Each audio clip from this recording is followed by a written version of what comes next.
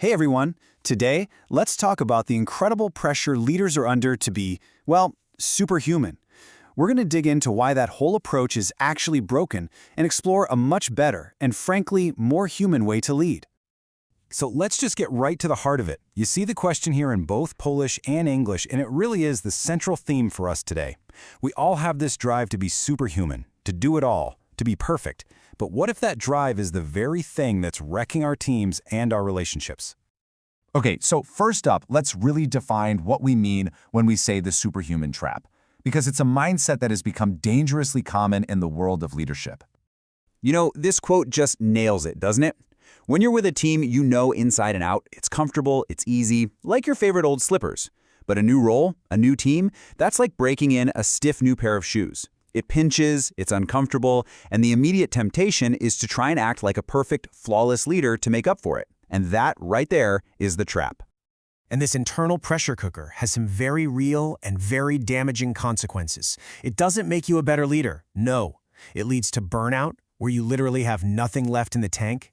It leads to withdrawal, where you pull away from your team to keep up the perfect facade.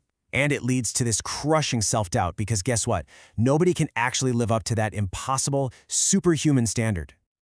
Now, as if that internal battle wasn't enough, it's not happening in a bubble. All of this is being massively amplified by what's going on in the world around us. I mean, just look at this. We're talking pandemic, war, recession, the climate crisis. This isn't just background noise. Leaders and their teams are navigating this chaotic reality every single day. It's a state of constant disruption that takes an enormous toll. And if you think that's just a feeling, well, the data tells a pretty shocking story. A study by Haystack Analytics found that a staggering 83% of software developers in Great Britain are suffering from professional burnout. 83%? That is a full-blown crisis. And this isn't just a UK problem. Not at all. A completely different study from Just Join IT found that over 70% of IT workers are noticing the signs of burnout in themselves. This thing is an industry-wide epidemic. So what happens when you have this level of burnout across the board?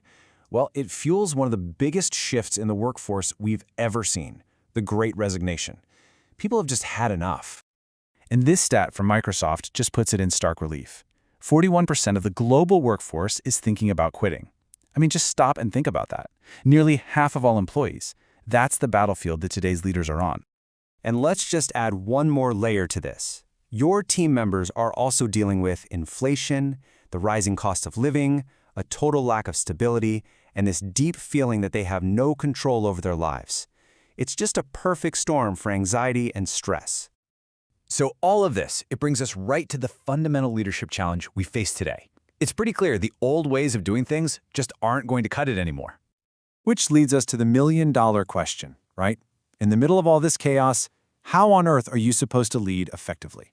The answer isn't to just try harder and be more superhuman. It's something else entirely. So, what's the alternative? Well, our source material proposes a new model, one called lean and evidence-based leadership. Let's break down what that actually means. So what is it really? It's all about balance. It's a way to balance the very real human needs of your team with a clear focus on data and evidence. And here's the key. It's not about the leader having all the answers. It's about inviting the whole team into the process, using your collective intelligence to figure things out together. This chart shows the difference perfectly. The old way, it's all based on the leader's gut feeling. It's biased, it's top-down. The new, evidence-based way uses actual data and the team's brain power to make decisions. It's collaborative, it reduces bias, and, this is huge, it gets you way more buy-in from the team. Okay, that all sounds great in theory, but how do you actually do it? Well, it really comes down to leading with two things at the exact same time: solid evidence and genuine empathy. There are really three core pillars to this. First, you define your values with the team, not for them. Second, you have to intentionally build a culture of trust, a place where people feel safe enough to be authentic. And third, you embrace real transparency. That means you involve the team in decision-making, which gives them a true sense of ownership. And what powers this whole engine? It's these skills. This isn't about being the smartest or loudest person in the room anymore. It's about empathy, about consciously listening to people, and about having patience. And maybe the biggest one of all, knowing when to get your own ego out of the way for the good of the team. So, we end up right back where we started, but hopefully with a totally new perspective. The pressure to be a superhuman leader? It's a trap. It's what's burning everyone out.